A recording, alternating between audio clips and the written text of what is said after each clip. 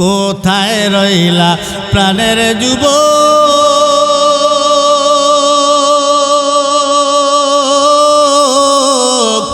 আল্লাহ রাসূল ভুইলা গেলা রে একবার কি আল্লাহর কথা হয় না তোমার স্মরণে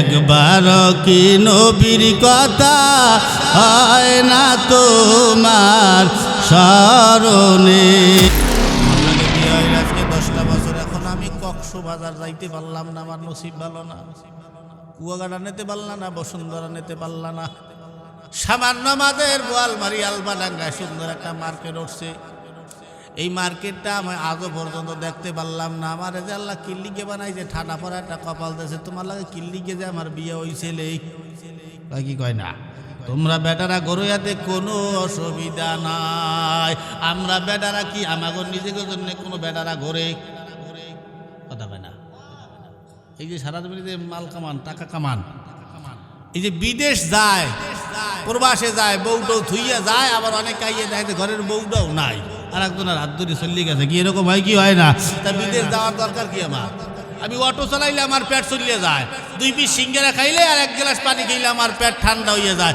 আমার এত টাকার দরকার নাকি আমরা পুরুষেরা ঘুরি কষ্ট করি যাই করি না কেন লঞ্চ চালাই স্টিমার চালাই জাহাজ চালাই এরপরে কৃষিকাজ চাকরিজীবী যা হোক না কেন কোটি কোটি টাকা যাই কামায় সব ওই ঘরের মহিলা ঘরের পরিবারটার জন্য এই পুরুষেরা দৌড়দৌড়ি করে রাস্তাঘাট সারা জীবন তাহলে মুসলমান যদি তুমি বউ হইয়া 1 গ্লাস স্বামীরে পানি না দিতে পারো তুমি স্বামী পাওয়ার যোগ্য না কে কথা কন না ঠিক না তুই বউ হওয়ার যোগ্য না তুই বউ হইছ সকালবেলা সবার আগে উঠবি ফজরের নামাজ পড়বি রান্না বান্না করবি ছেলে মেয়ে আঁকবে মতবে সাবান দিয়ে কাপড় চোপড় ধুবি পাশা পোষাই দিবি এরপরে স্বামীটারে সুন্দর মতো গরম পানি করে দিয়া অজুরুজু করাই দিয়ে খাওয়াই টাওয়াইয়া এরপরে তাকে কামে পাঠাই দিতে হবে এরপরে আবার সারাদিন ঘন্টার মধ্যে কাম করবা শ্বশুর শাশুড়ি খেদমত করবা দুপুরবেলা পাকাবা এরপরে রাইতেও পাকাই খাওয়াবা এরপরে তুমি এত কাজ বাজ করবা তোমার ননদ থাকবে জাল থাকবে এরপরে ঘাট জাল থাকবে জাল থাকবে কত রকমের জাল থাকবে শ্বশুরি থাকবে শাশুড়ি থাকবে শাশুড়ি শাশুড়ি মামি শাশুড়ি কত রকম সবাইরে ম্যানেজ করে তোমার চলতে হবে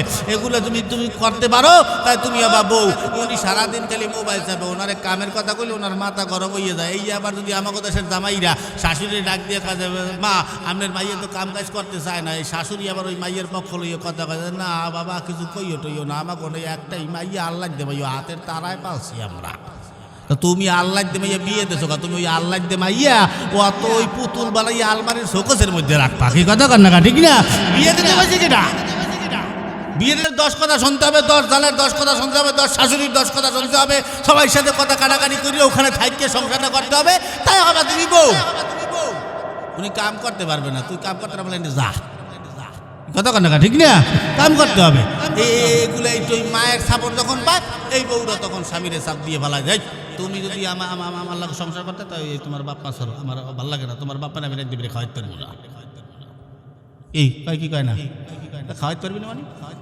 সব মহিলারা কিন্তু কয় না এই মহিলাগুলো গিয়ে আবার আমাদের দেশের যুবকরা বড় যুবকরা পাগল হয়ে গেছে আমাদের দেশের এই মোবাইল পাইয়ে 2টা কারণে যুবক নষ্ট হয়ে গেছে 1 নম্বরে মোবাইল 2 নম্বরে বেপরদা নারীর কারণে আমাদের দেশের যুবকরা ফুল নষ্ট হয়ে গেছে মোবাইল পাইয়ে উনি সারা রাইতেই ঘুমায় না 3টার সময় গেছে উনি 3টার সময় ইবলিশ শয়তান দিয়ে ওনার মাথা পোষাই দেয় আর আব্বা তুমি একটু এখন ঘুমাও উনি ঘুমাই রয়েছে সকালবেলা ওনার আর কোনো খবর নাই সকালবেলা বন্ধু বান্ধব দৌড়িতে গেছে শাসিয়াম্মা দাঁড়ে শাসিয়াম্মা ও কো কয় শুয়ারগুলো তোরা নামাজ করো না কালাম করো না সারা রাত মোবাইল টোবাইল চাপো ওই যে ঘুমাই রয়েছে ঘরের মধ্যে আমি আর মতো কোনো খবর লইতে পারিনি ও বাইসে আসে না মরছে একটু যাইয়ে দেয় বন্ধুরা দরজা খুলে যাইয়ে দেয় যে পাশার কাপড় আর পাশার লাগে নাই সব গলার মালা হয়ে রয়েছে উনি ঘুমাই রয়েছে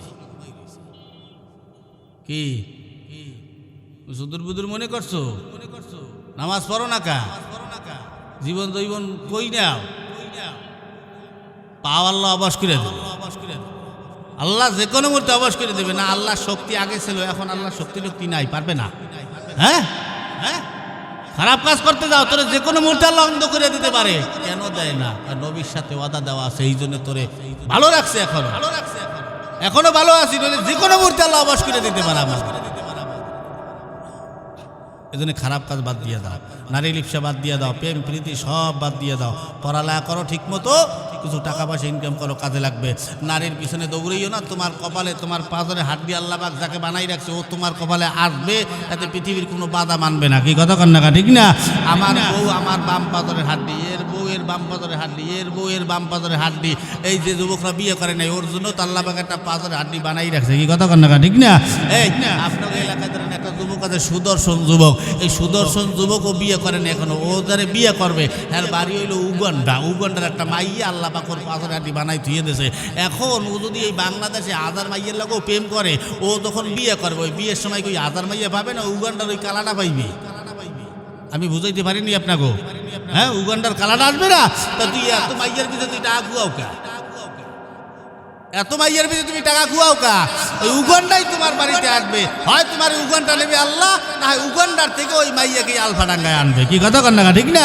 ওই পাঁচের আটটির লাগেই তোমার বিয়ে হবে, এছাড়া আর কারোর সাথে হবে না। তাই বেহুদা 10 মাইয়ের লাগে প্রেম করে 10টার লাইন লেখিয়া 10টার পিছনে টাকা খুয়াও কা। যত টাকা খুয়াবা সব হলো ভাও। এই জন্য ওই টাকা হয় না। 2 দিন পর তোমার লাগে প্রেম করে দেখবা যে টাকা নাই, এরপর ওই মাইয়া তোমার লাগে নাই। পড়ালেখা সব বাদ, উনি খালি প্রেম করে বেড়াইতেছে, বাপ মায় পড়াইছে পড়ালেখা তুমি প্রেম করিয়ে বেড়ায়, ওগুলো বাদ দাও। আমি এই জন্য বলি যে টাকা পয়সা থাকে তুমি সব জায়গায় ওরকম সুন্দর সুন্দর মাইয়ার বাপ মা তোমার পাও দূরে বইয়ে থাকবে যে আব্বা আমার মাইয়াটা বিয়ে করো। কি কথা কন না ঠিক না? টাকা থাকবে না।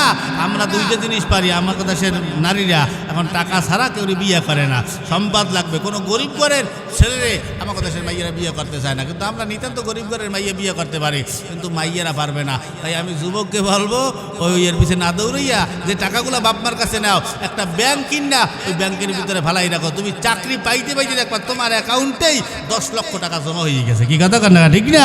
টাকা থাকলে সব টাকা ইজ্জত সম্মান পাওয়া যায়।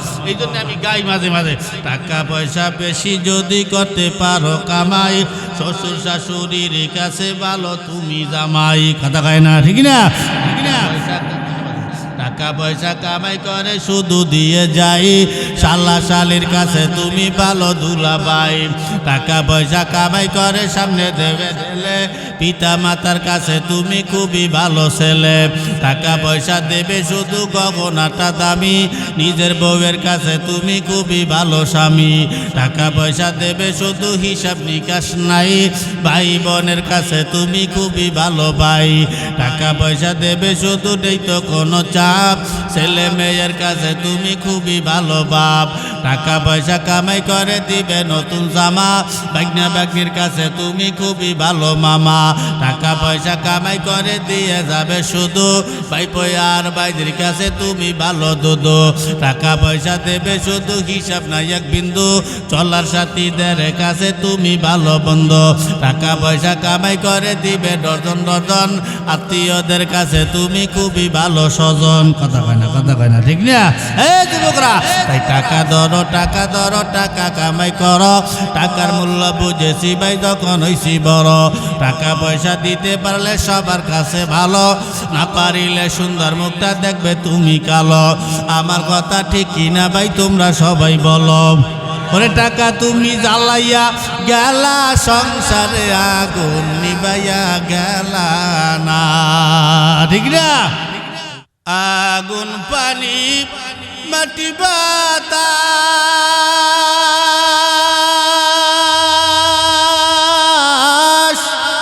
একযোগে করিয়া প্রকাশ।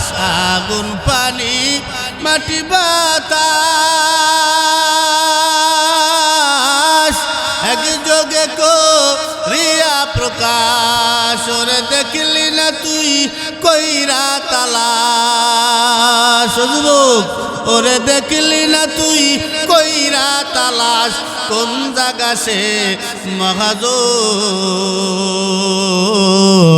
চার রঙের মশলা দিয়া, চার রঙের মশলা দিয়া, যে কইরা সে তোর গঠন।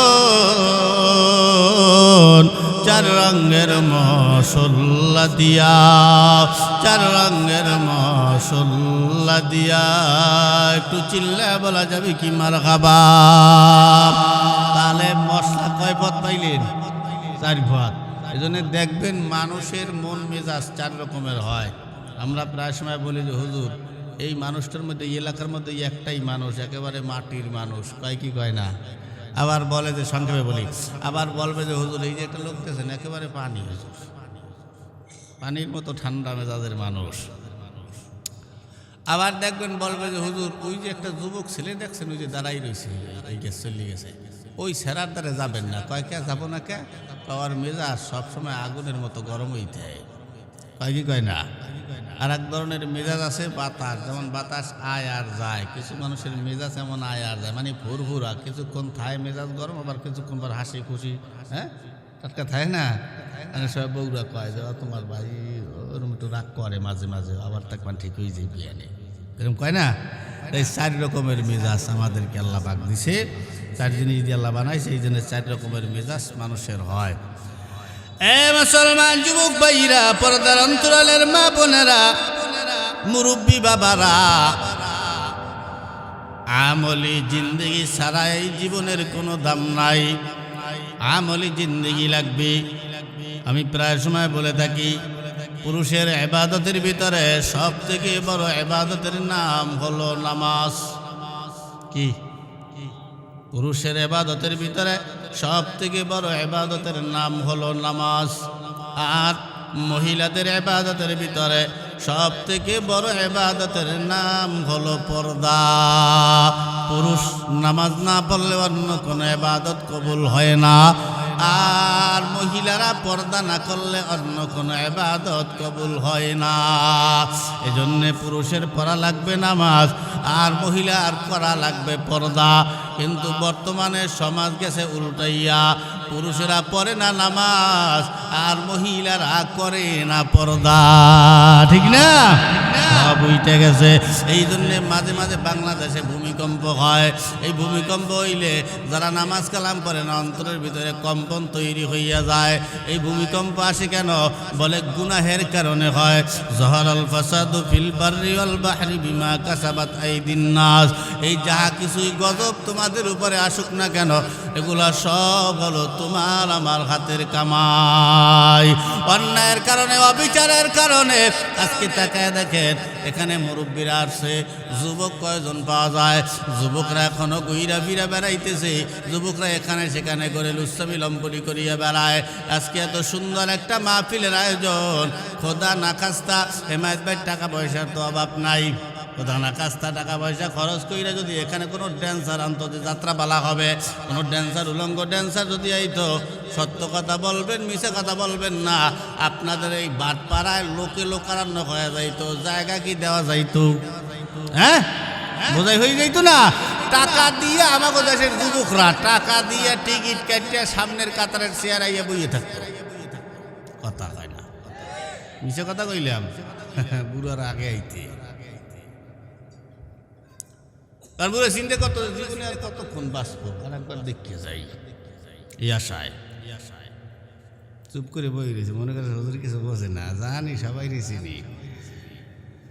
এই আমারে দেখলে এই হুজুরে বই রয়েছে, হুজুর চেহারার দিকে সুনজরে তাকাইলে আল্লাহ তোমার জীবনের সগীরা গুনাহগুলো আল্লাহ তাআলা মাফ করে দেয়।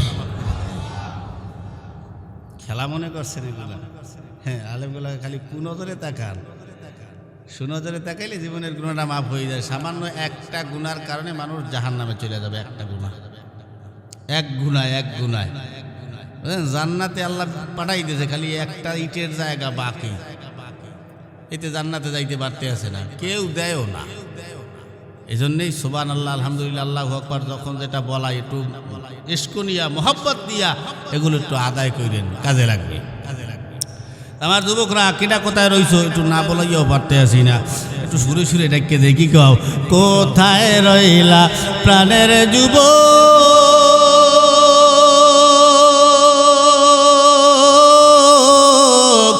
আল্লাহ রাসূল ভুইলা গেলা রে।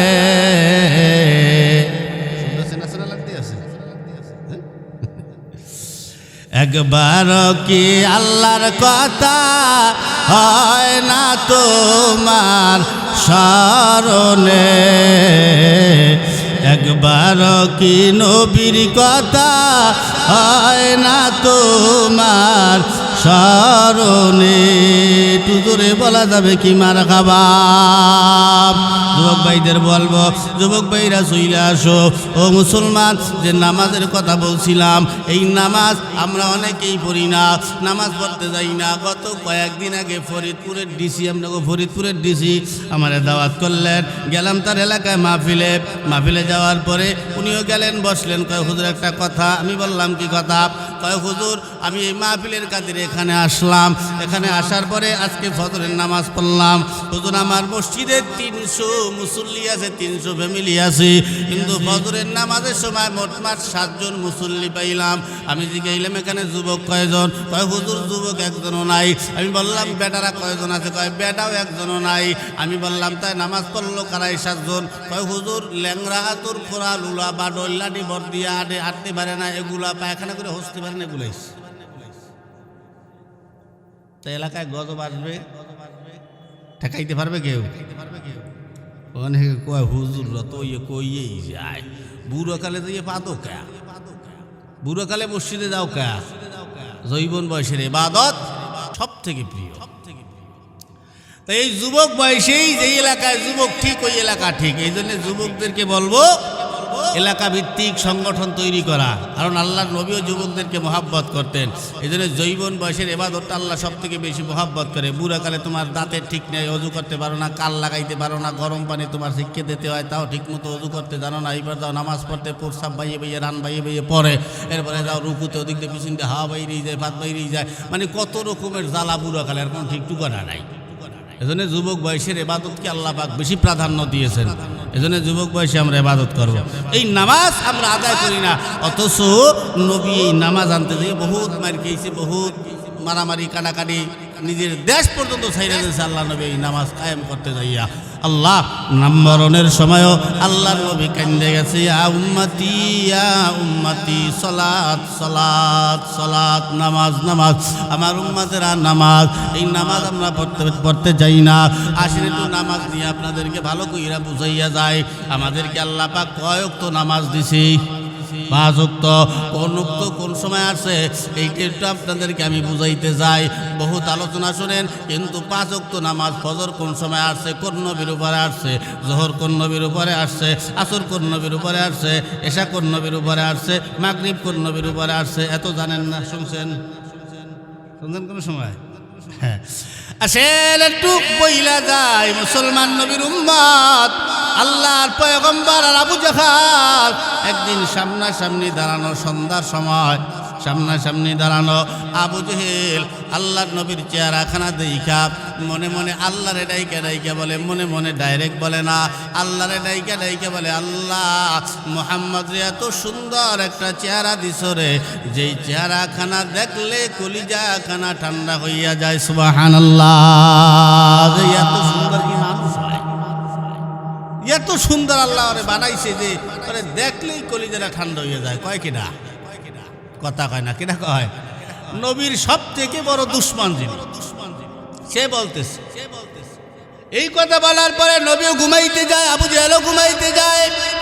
পরদিন সকালবেলা উঠা আবার আবু জেহেলের সাথে নবীর সাথে আবার সাক্ষাৎ হয়। আবু জেহেল আবার নবীর দিকে তাকাই, আবু জেহেল পাগলের মতো হয়ে গেল। কি ব্যাপার? সন্ধ্যাবেলা দেখলাম মুহাম্মদ সুন্দর, সকালবেলা দেখি অতি সুন্দর, মানে সন্ধ্যার চাইতে 1000 গুণে বেশি সুন্দর সকালবেলা দেখা যায়। আমার নবীর চেহারাটা কেমন ছিল আপনাদেরকে একটু বুঝাই। জান্নাতি একটা ফল খাইলে ওইটাই যেমন 70 প্রকারের মজা পাবেন, মানে 2 মিনিট পর পর আপনি এক ফল খাবেন, এই একটা ফলের থেকে আল্লাহ পাক ভিন্ন ভিন্ন স্বাদ বের করবে। আমার নবীর চেহারাখানা এমন সুন্দর ছিল, নবীরে যতবারই মানুষ দেখতো ততবারই ভিন্ন কোয়ালিটিতে নবীকে দেখতে মনে চাইতো, মানে নতুন নতুন চেহারায় দেখতো নবীকে। এখন দেখে একরকম, 5 মিনিট পরে দেখে আর এক রকম, 10 মিনিট পরে দেখা যায় আর এক রকম। আবু জেহেল মুহাম্মাদুর রাসূলুল্লাহকে দেখতেছে, আওয়াজ দিয়া কয়, কেউ মুহাম্মদ, তোমাকে সন্ধ্যাবেলা দেখলাম তুমি সুন্দর, সকালবেলা দেখি তুমি অতি সুন্দর, কি ব্যাপার এত সুন্দর তুমি কেমনে হও? তোমার চেহারা কি লাগাও, কি লাগাই এত সুন্দর হও? আমারে যদি একটু বলতা, আমিও চেহারায় লাগাইয়া আমিও আমার চেহারাখানা সুন্দর করতাম। আপনাদের কাছে প্রশ্ন, বলেন তো আপনার আমার নবী কি চেহারা লাগাইয়া সুন্দর হইতো? ফেইজস লাক্সাবান, লাইফ বয়, ফেরেন লাভলি, এগুলো কিছু লাগাইতো। আমাদের দেশের যুবকেরা কত কিছু লাগাইয়া সুন্দর হইতেছে, আমরা কত কিছু মাখি, আমরা কত কিছু লাগাই, চেহারায় সাবান লাগাই, লাইফ বয় লাগাই, লাক্স লাগাই, আরও ডেটল মেটল কত রকমের ডাব সাবান লাগাই। এরপরে ফেইজস দিয়ে তাতেও হয় না, ফেইজস দিয়ে আমাদের চেহারাখানা ধুইয়া, মুরগির পায়খানা, ফেরেন লাভলি, ফেরাউন লাভলি যা আছে সব আমাকে চেহারায় মাইকে চেহারা করে সুন্দর বানাইতে চাই। কিন্তু ফেরাউন লাভলি লাগাইলে চেহারা হইয়া যায় ফেরাউন মার্কা, মানে 5 মিনিটের জন্য ভালো দেখা গেলেও 5 মিনিট পরে আর সুন্দর দেখা যায় না। কতক্ষণ না খাপ। আমাদের দেশের যুবকদেরকে বলবো, যুবক ভাই, চেহারা যদি সুন্দর বানাইতে চাও, এই দুনিয়ায় অজুর পানির চাইতে বড় সাবান, বড় ফেইজস, বড় ফেরেন লাভলি আর এই জগতে হতে পারে না। কথা ঠিক না? এটা হলো সব থেকে বড় ফেরেন লাভলি। কিন্তু তোমরা তো নামাজই পড়ো না, নামাজ না পড়লে বলবো কেমনে? তোমার 1 সপ্তাহ চ্যালেঞ্জ দিয়ে গেলাম আমি আব্দুল রহমান, 1 সপ্তাহ চ্যালেঞ্জ। তোমার ওই ফেরেন লাভলি টাভলি কিচ্ছু লাগাইয়া লাগবে না। 1 সপ্তাহ কালে তুমি 5 ওয়াক্ত নামাজ পড়ো, দৈনিক 5 বার ওযু করো। যদি 1 সপ্তাহ পরে তোমার চেহারার ভিতরে নূর এবং মায়া না আসে, আমি আব্দুল রহমানের ফোন দিয়ে একটা গালি দিয়ে দিস যে আপনি মিছে কথা বলছেন। 1 সপ্তাহ টাইম দিলাম, দেখবা ওযুর পানি কারে কয়। আমাদের মাযহাবের ইমামে আযম আবু হানিফা রাহমাতুল্লাহি আলাইহি, ইনি যখন এক যুবক ওযু করতেছে, উনি যুবকরে ডাক দিয়ে কয়, যুবক তুমি কি চুরি করছো? কয় হুজুর চুরি তো করছি, কিন্তু আপনি দেখলেন কোন সময়? কয় আমি এইমাত্র দেখলাম। কয় এইমাত্র তো আমি চুরি করি নাই। বলে আমি দেখতে পাই তোমার ওযুর পানির সাথে তুমি যে চুরি করছো, চুরির গুনাহ জইরা জইরা পইরা যাইতেছে। সুবহানাল্লাহ। আর এক যুবক ওযু করতেছে, আওয়াজ দিয়ে কয়, কি ব্যাপার যুবক, তুমি কি জানা করছো? কয় হুজুর জানা তো করছি, আপনি দেখলেন কেমনে? আমি এইমাত্র দেখলাম। বলে এইমাত্র তো আমি জানা করি নাই। বলে আমি দেখতে পাই তোমার ওযুর পানির সাথে তোমার জানার গুনাহ জইরা জইরা পইরা যাইতেছে। তার মানে ওযুর পানির সাথে গুনাহ জইরা পইরা যায়। গুনাহ হলো অন্ধকার কালো, অন্ধকার কালো, আর নেক হলো আলো সুন্দর। এই জন্য আপনি 5 বার যখন ওযু করবেন, 5 বারে আপনার গুনাহগুলা জইরা জইরা পইরা যাবে।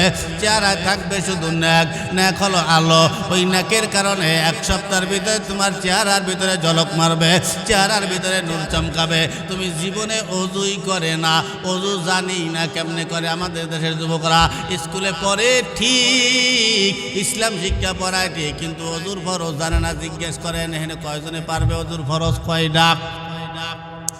ওয়া কইতে পারবে না। আপনি কইলে কাম হইবে? অনেকে কইতে পারে, যদিও কইতে পারে 4 দিয়ে, যদি জিজ্ঞাসা কি কি তা লাগিয়ে দেবে, কওয়ার আর ক্ষমতা নেই। আমরা হইলাম মুসলমান।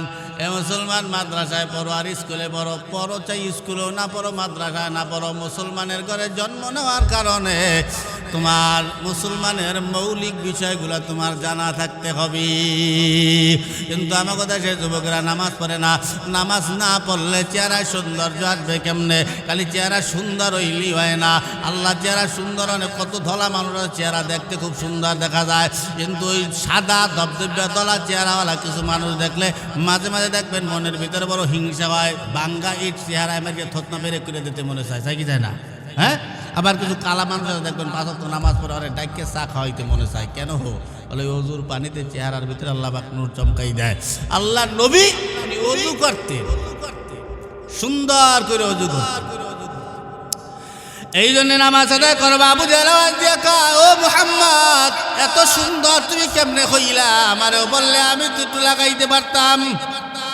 আল্লাহর নবী বলেন, চাচা আমি গতকালকে রাত্রে বাইতুল মুকাদ্দাস গিয়েছিলাম, ওখানে গিয়া 2 রাকাত নামাজ পড়েছি, তারপরে আল্লাহর আরশ আযমে গেছি, আল্লাহর সাথে কথাবার্তা বইলা আমি আবার আজকে রাত্রে চলে আসছি। এই কথা বলার সঙ্গে সঙ্গে আবু জেহেল আওয়াজ দিয়ে কয়, মুহাম্মদ এতক্ষণ মেজাজটা ঠান্ডা ছিল, এখন গরম হয়ে গেল। মেজাজটা খুবই নরম ছিল, তুমি গরম বানাইয়া দিলা। আল্লাহর নবী বলেন, চাচা আমি কেমনে তোমার মেজাজ গরম বানাইলাম? আবু জেহেল বলে, তুমি কি বুঝতে পারো না? এমনি শোন, মুহাম্মদ করে দেখলে আমার মেজাজ গরম হইয়া যায়, তুমি কি আমারে পাগল বুঝাও? বলে, না চাচা কেন পাগল বুঝাবো? বলে, বাইতুল মুকাদ্দাস আমি কয়েকবার গেছি, যে বাইতুল মুকাদ্দাস যাইতে 30 দিন সময় লাগে, আসতে 30 দিন সময় লাগে। টোটাল কয়দিন সময় লাগে? 60 দিন, মানে 2 মাস। 2 মাস সময় লাগে, তুমি সেখানে গেলা আর আইলা, এটা তো আমারে পাগল বুঝে লাভ নেই। আর দুনিয়ার কোনো পাগলও এই কথা বিশ্বাস করবে না। কি আপনারা বিশ্বাস করবেন এ কথা? যে হিন্দি যদি বরিশাল আইতে আর যাইতে যদি আপনার 2 মাস সময় লাগে, তা হিন্দি বরিশালে এই 5 মিনিটে গেলেন আর আইলেন, এ কথা অন্য কেউ কইলে বিশ্বাস করবে? আবু জেহেল কয়, মুহাম্মদ তোমারে দেখলে এমনি আমার হিংসা হয়। আল্লাহর নবী বলেন, চাচা কেন আমারে দেখলে আপনার হিংসা হয়? আবু জেহেল বলে, কেন তুমি কি জানো না তোমারে দেখলে কেন আমার হিংসা হয়?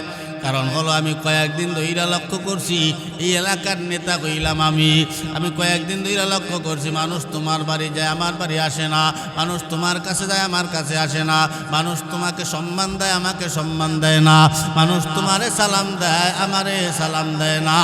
এই জন্যে আমার বড় হিংসা হয়। আমি চাই না তুমি এলাকায় থাকো, আমি চাই তুমি এলাকার থেকে বের হইয়া যাও। তোমার কেমনি এলাকার থেকে তাড়াবো সেই সুযোগ আমি খুঁজতেছিলাম, কিন্তু সুযোগ পাই না। আজকে এমন একখান কথা বললাম, মনে হয় সুযোগ হইয়া গেছে। কারণ যেই কথাটা বললাম, এই কথা দুনিয়ার কোনো মানুষ বিশ্বাস করবে না। তবে তোমার কিছু বক্তবৃন্দের কারণে আমি তোমারে কিছু বলতে পারি না। তোমার এই বক্তবৃন্দরাও তোমার এই কথা বিশ্বাস করবে না। আল্লাহ নবীর সব থেকে বড় ভক্ত হল আবু বকর, ওমর, ওসমান, আলী, এরা হলো নবীর ভক্ত। এদের কারণে কিছু বলতেও পারে না।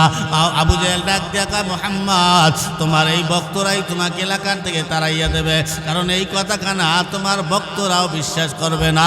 আমি তোমার ভক্তদেরকে দিয়েই তোমাকে আমি এলাকার থেকে তাড়াইয়া দিব। আল্লাহর নবী বলেন, ঠিক আছে তাহলে আমারে তাড়াও। এবার দৌড়াইতে আবু জেহেল গেলেন আবু বকরের বাড়ির দরজায়। আবু বকরের বাড়ির দরজায় যাইয়া দরজা নক দিলেন। আবু বকর দরজাখানা খুইলা তাকাইয়া দেখে আবু জেহেল দাঁড়ানো।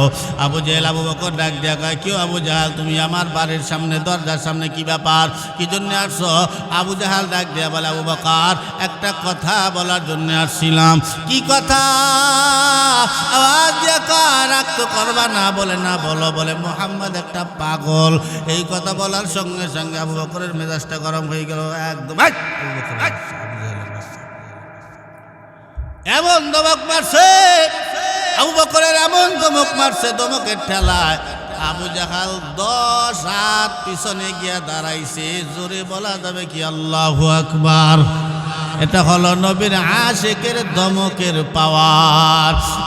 আবু জাহাল ডাক দিয়া, আবু বকর তুমি তো রাগের বাটি না, তুমি কেন এত রাগলা? তুমি তো সেতার বাটি না, এত সেতে কেন গেলা? এই কথা বলার পর আবু বকর আওয়াজ দিয়া কয়, তুই আমার নবীরে পাগল বলবি, আমার নবীরে ছাগল বলবি, যা মনে যায় তাই বলবি, আমার নবীরে লুচ্চা লম্পট বলবি, আমার নবীরে সন্ত্রাস বলবি। এই কথাগুলো শুই না নবীর কোনো আশিকেরা চুপ থাকতে পারে না। কথা ঠিক না? আমাকে বাংলাদেশেও মাঝে মাঝে নবীর দুশ্মন দাঁড়াইয়া যায়, নবীরে গালি দেয়, সন্ত্রাস বলে গালি দেয়, লুচ্চা লম্পট বলে গালি দেয়। আমার নবীরে এমনভাবে গালি দেয় যা শোনার মতো নয়।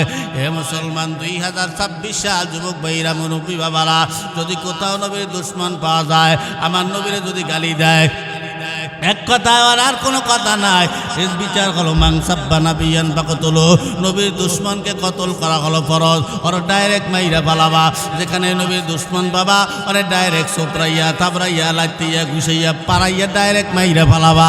এরপরে প্রশাসনরে ফোন দিবা যে স্যার এখানে একটা লাশ আছে, লাশখানা নিয়ে যান। যদি প্রশাসন পুলিশ জিজ্ঞাসা করে কিসের লাশ বা কার লাশ, তুমি তখন ডাইরেক্ট বলবা এটা হলো আমার নবীর দুশ্মনের লাশ। ঠিক না? আমার নবীর দুশ্মনের লাশ, আর কারো লাশ নয়। ওরে ডাইরেক্ট বাইরে পালাবা, আর কোনো কথা হবে না। আমার কথা কিছু নেতা আছে যাই ওখানে ইনসাফ দেখায়, কয় ওরে মারিস না, ওরে পুলিশের হাতে আইনের আওতায় দিয়ে দেয়। উনি কয় না ভোট পাওয়ার আশায় উনি আইনের আওতা খোঁজেই। কি আছে না? ওরে নবীর দুশ্মনও দুটো ভোট পাওয়ার আশায় তুমি নবীর দুশ্মনের সাইডে দিতে আসো, ডাইরেক্ট বলে যুবকরা ওলা আমার নবীর দুশ্মন, তোরা পিড়েই ওরে মারিয়ালা, পুলিশ প্রশাসন দাওয়ায় আমি নেতায় বসবো। কি কথা কান্না ঠিক না? তাই আবার তুমি নেতা খাতা বালিশ হয়ে যাবে। এ মুসলমান, এবার আবু বকর, আবু জাহেল আওয়াজ দিয়ে আবু বকর তুমি তো সেতার পাটি না, তুমি কেন সেতলা? এই কথা বলার পরে আবু বকর আওয়াজ দিয়ে কয়, আমার নবীরে গালি দিবি, পাগল বলবি, আর আমি আবু বকর চুপ থাকবো, আমি সেই নরম আবু বকর না। এই কথা বলার পরে এবার বলে, তুই আমার নবীরে পাগল কেন বলি? কয়, পাগল বলবো না তো কি করবো? বলে, কেন? বলে, তাই মুহাম্মদ বলে কি? বলে, কি বলে? বলে, যে কথা বলে এতে পাগল বলা ছাড়া কোনো উপায় নাই, তুমিও বিশ্বাস করবা না। বলে, কি বলে? বলে, যেই বাইতুল মুকাদ্দাস তো আমি কয়েকবার গেছি। বলে, হ্যাঁ। বলে, বাইতুল মুকাদ্দাস যাইতে 30 দিন সময়, আসতে 30 দিন সময়, টোটাল 2 মাস সময় লাগে যাইতে আর আইতে। সেই জায়গায় মুহাম্মদ নাকি গতকাল রাত্রে গেছে আর আইছে, তাহলে এই কথা কি কেউ বিশ্বাস করে? আবু বকর ডাক দিয়া বলে, এই কথাটা কে বলছে? মুহাম্মাদুর রাসূলুল্লাহ নিজে বলছে না অন্য কেউ বলছে? এই কথা বলাতে আবু জাহেল বলে, আরে এই মাত্র আমি মুহাম্মাদের সাথে কথা বইলা তোমার কাছে সরাসরি আসলাম, মানে মুহাম্মাদের জবান দিয়ে শুই না, তোমার বাড়ি আগে আসলাম। আবু বকর আওয়াজ দিয়া বলে, যদি এই কথা মুহাম্মাদুর রাসূলুল্লাহ নিজে বইলা থাকে, তাহলে এতে কোনো সন্দেহ নাই, সন্দেহ নাই, সন্দেহ নাই, যা বলছে সত্য বলছে। সুবহানাল্লাহ। আবু বকর ওখান থেকে হইয়া গেল সিদ্দিক রাদিয়াল্লাহু তাআলা আনহু। আবু জাহাল মনটা বেজার হইয়া গেল, মনটা বেজার করিয়া আবু জাহেল এবার অন্যদিকে হাঁটতেছে, বাড়ির দিকে হাঁটে, আর মনে মনে বলে, আবু বকরের কাছে আসাটাই আমার একেবারে বেহুদা হইয়া গেল, সব পান্তাবাত হয়ে গেল, ওর কাছে আসাটা আমার ঠিক হয় নাই। এবার আবু বকর, ওমর, ওসমান, আলী বড় বড় সাহাবীদেরকে ডাইকা এই ঘটনাগুলা শুনাইতে আরম্ভ করলেন, এই ঘটনা মেরাজের ঘটনা। এবার ওমর আওয়াজ দিয়ে কও, আবু বকর, অবশ্যই আল্লাহর নবী আমাদের জন্য কিছু নিয়ে আসছে, না হয় আল্লাহ আমাদের জন্য কিছু দিয়ে দিছে। এই কথা বলার পরে বলে, ঠিক আছে, চলো আমরা নবীজির দরবারে যাই, আল্লাহ আমাদের জন্য কি দিল। দৌড়াইতে দৌড়াইতে গেলেন সব সাহাবীরা নবীর দরবারে। নবীর দরবারে হাজির হওয়ার পর ওমর আওয়াজ দিয়ে কও, নবী গো, আল্লাহ কি আমাদেরকে ভালোবাসে কিছু দেয় নাই? আল্লাহর নবী বলেন, ওমর, অবশ্যই আল্লাহ তোমাদেরকে ভালোবাসা দিছি, আমিও তোমাদের জন্য ভালোবাসা নিয়ে আসছি। ওমর আওয়াজ দিয়ে কও, নবী গো, আল্লাহ পাক আমাদেরকে ভালোবাসা কি দিছে? এই কথা বলার পরে নবী বলে, ওমর, আল্লাহ তোমাদেরকে ভালোবাসা 5 ওয়াক্ত নামাজ দান করছে। সুবহানাল্লাহ। ওমর আওয়াজ দিয়া কয়, নবী গো, আল্লাহ যদি আমাদেরকে ভালোবাসা 5 ওয়াক্ত নামাজ দিয়া থাকে, আমরাও ভালোবাসা 5 ওয়াক্ত নামাজ আদায় করব, কোনোদিনও অমান্য করব না। সাহাবীরা নামাজ 1 ওয়াক্ত ছাড়তেন না, আর বর্তমানে আমাদের যুব সমাজ 1 ওয়াক্ত নামাজও পড়ে না। মনে বড় দুঃখ লইয়া লইয়া রাস্তাঘাটে ঘুরিয়া রস করিয়া বেড়ায়। ও যুবক ভাইরা, মুরব্বী বাবারা, কষ্ট করিয়া নবী নামাজ আনছে, আর আজকে তোমরা নামাজ পড়ো না। এই নামাজে একমাত্র শুক্রবার, তাও ঠিক মতো চেনে না। শুক্রবার আগ কয়েকদিন সামনে গেলে শুক্রবার ওরা ঠিক মতো যাইবে না। এ আমার মা বোনেরা, ও মুরব্বী বাবারা, তোমার সন্তান যদি নামাজ না পড়ে তুমি দায়ী হবা। তোমার ঘরের বউ যদি নামাজ না পড়ে, তোমার মেয়েটা যদি পর্দায় না চলে, নামাজ না পড়ে, তাহলে তোমাকে আল্লাহ পাক ধরবে। আজকে তোমার ছেলেটা নামাজ পড়ে না, মেয়েটা নামাজ পড়ে না, বউ নামাজ পড়ে না। আরে যদি জিজ্ঞেস করি, বউ নামাজ পড়ে না, তুমি ফজরের নামাজ পড়তে যাও, ঘরে তোমার বউ ঘুমায়, ঘরে তোমার যুবক ছেলেটা ঘুমায়, যুবতী মেয়েটা ঘুমায়, তুমি কাউরেটাই কেউ উঠাইয়া দিয়ে আসো নাই। আমি জিজ্ঞেস করলাম, তাই ঘরের বউ যে নামাজ পড়ে না, তাহলে বউটারে একটু শাসাও না কেন? মনে মনে কয়, হুজুর, আপনি তো সংসার করেন না, বোঝেন না, এত বউরে কি এত শাসান যায়? বউরে শাসান যায় না? ওরে প্রাণের হাবিবি রে, চিল্লা বলি মারহাবা। দুই একটা গজল হইলে অসুবিধা আছে। তুমি খাটি প্রেমের ফুল, তুমি জীবনের দুকুল, তুমি আলোয় আধারে, তুমি পূর্ণিমা চাঁদ এই অন্তরে, আমাবস্যার আধারে।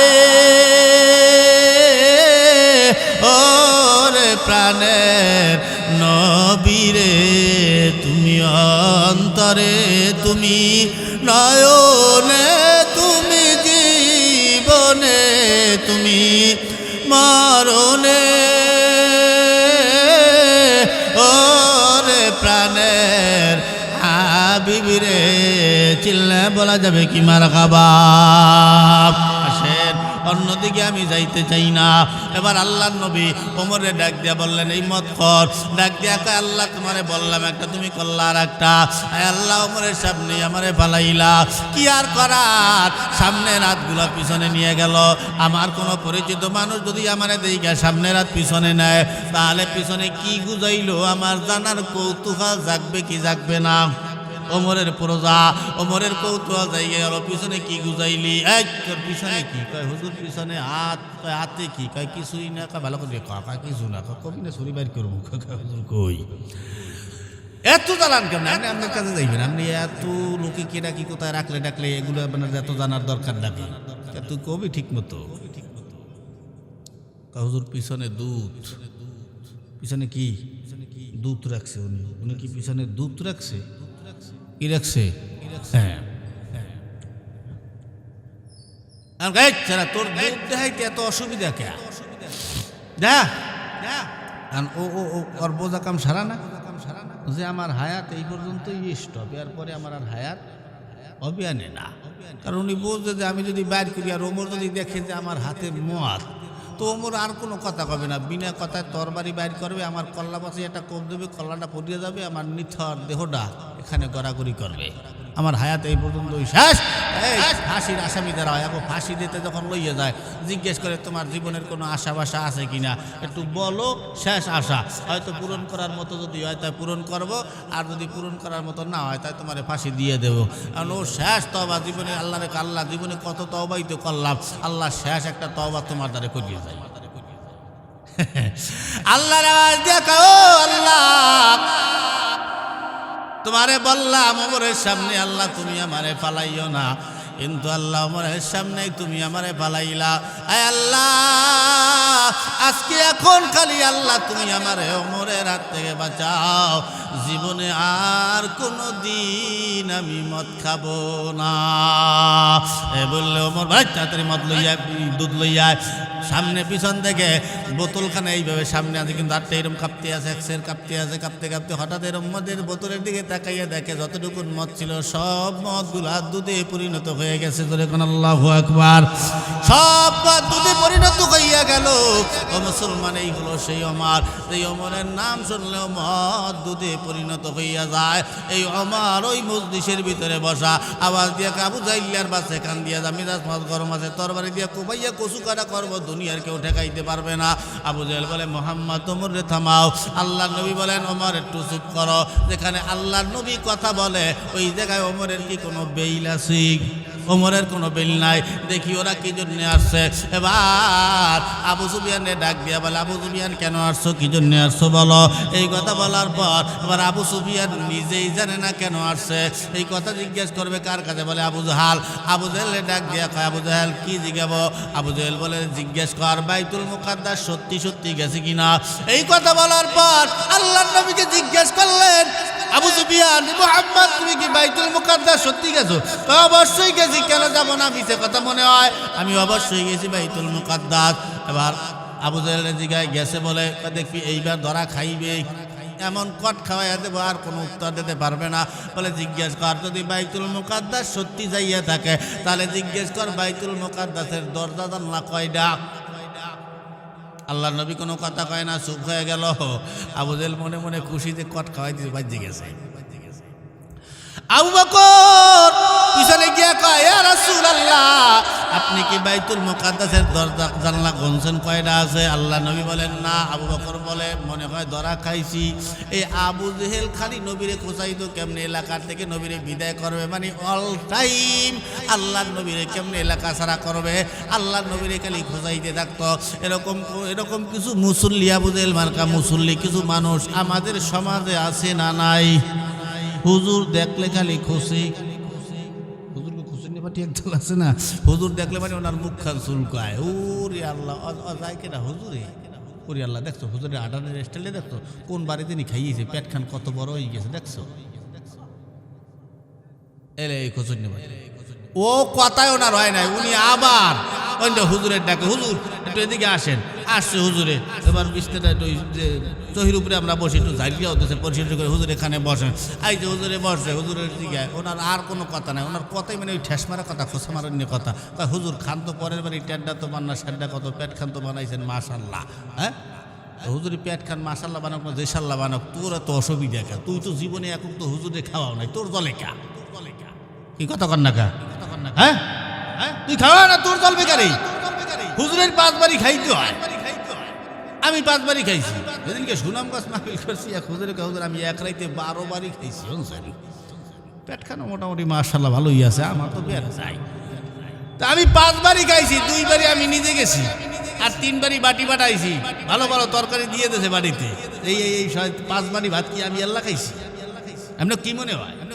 হুজুরে খুব খায়, ওই 5 বাড়ি আইন না হুজুরদের খায়ের খা থাকে, দেখবেন প্রত্যেক মসজিদে ইমাম সাহেবের কিন্তু খায়ের খা এবং কিন্তু সায়ের খা, মানে হুজুরের একদল আছে হুজুরের ভালো বিশ্রায়, আর একদল হুজুরের বদনাম করার জন্য হুজুরের খারাপ দিকটা বিশ্রায়। যারা হুজুরের ভালো দিকটা বিশ্রায় দেখবেন, এরা কিন্তু হুজুরে বললে দেয়, হুজুর এই কথাগুলো বলবেন না, এই লোকটার সাথে চলবেন না, এই দোকানে বসবেন না, অমুকখানে যাবেন না, ওই লোকটাও কিন্তু ভালো না, এগুলো সব হুজুরে বইলে দেয়। আর যেগুলো হুজুরের দোষ বিশ্রেই বেড়ায়, ওই যে হুজুরের খায়ের সায়ের খা, ওই যেগুলো হুজুরে সই দেখতে পারে না, হুজুরে কেমন একটা দোষ ধরবে, ও মসজিদে ঢোকেই উপর এরকম তাকাই এরকম উপর চাইতে ফ্যানে যে কি ময়লা ওই রইছে, কি একখান হুজুর রাখছি, হুজুরে কিচ্ছু করে না, কোনো পয় পরিষ্কার কিচ্ছু নাই।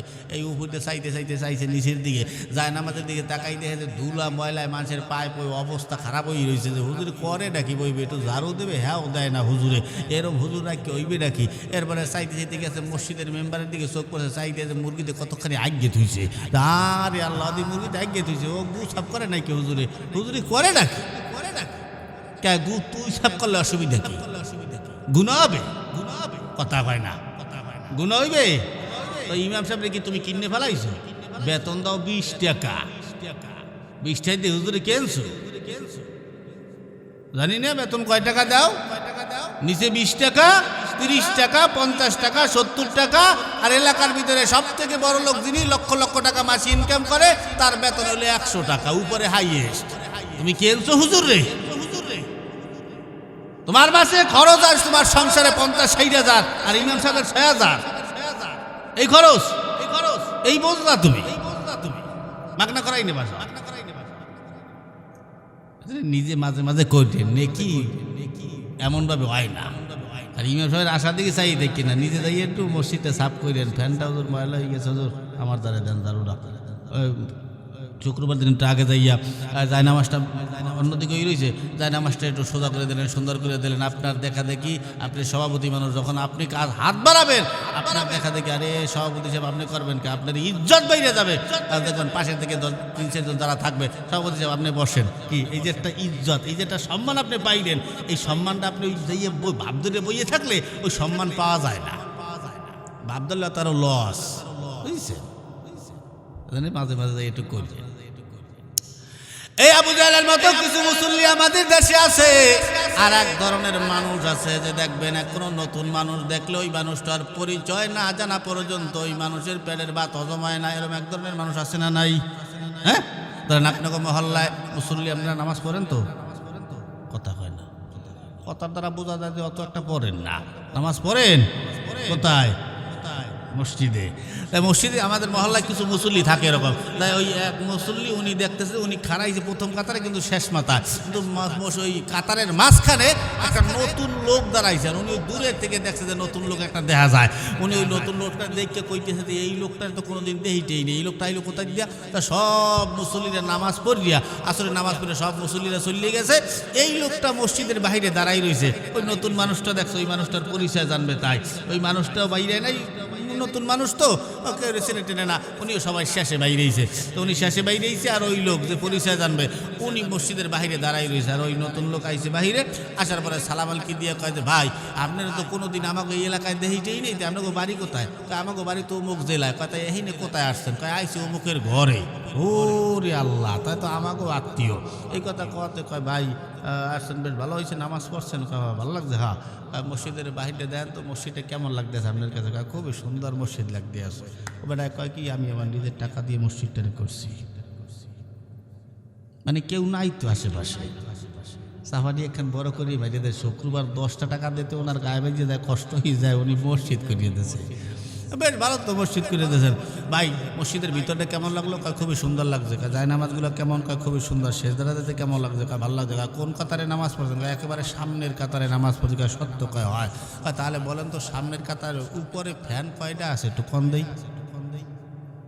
এবারে কি ফ্যান গনতে খারাইছে হয়নি তো জি খায় ওয়ারে জোতা দিতে ভিড়ে নেই, তো ভালো কথা, ঠিক না? এটা ওর কপাল না।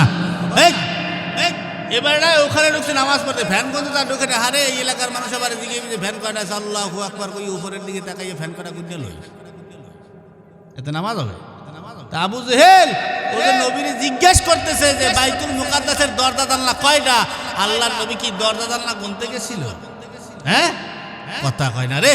আবু জেহেল মাইদের কাম করছে না।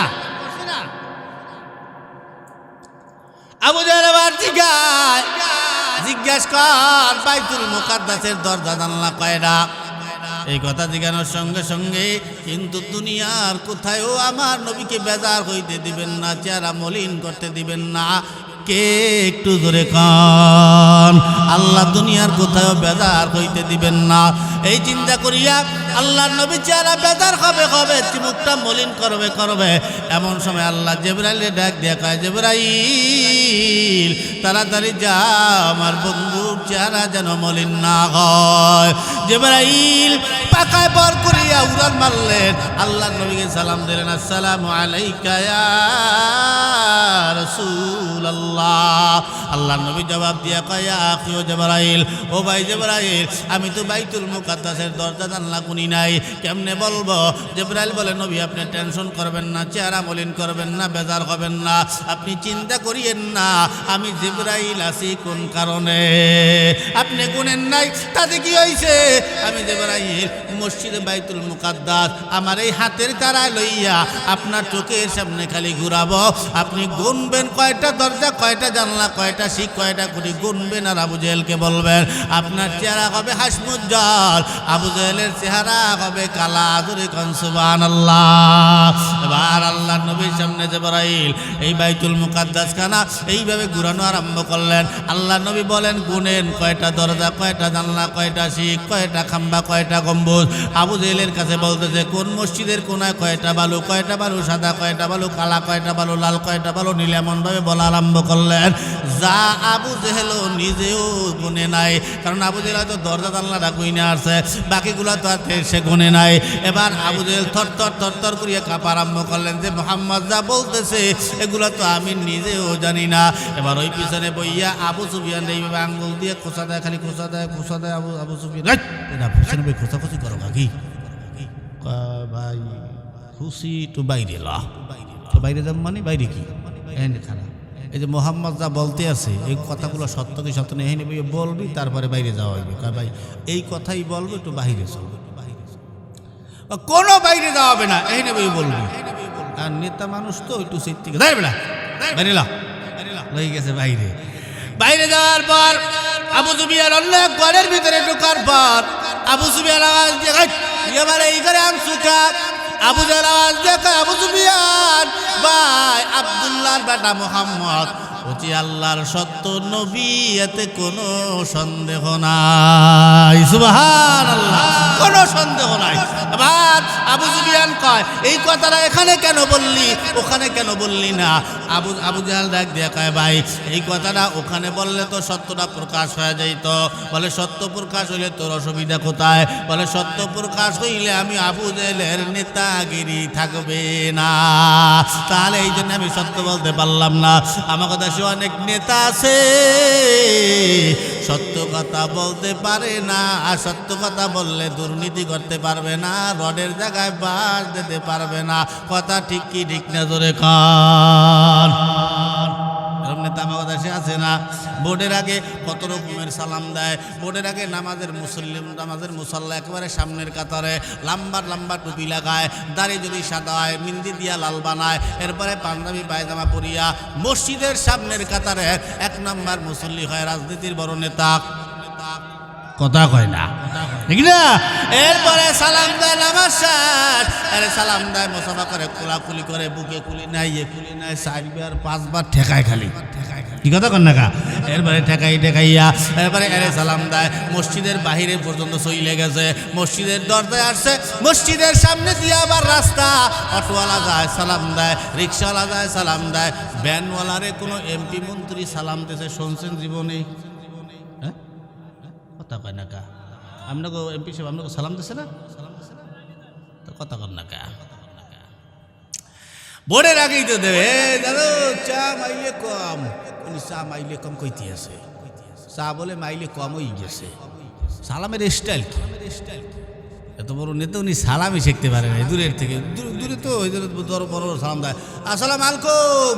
আসসালাম আলাইকুম কি মানে উনি বুঝাইতে আছে তোমরা খালি আমারে ভোট দিয়ে হও, তাই দেখবা যে মাল কেমনে কম দেয়, এই জন্য দেখবা আসসালাম আলাইকুম হয়ে গেছে।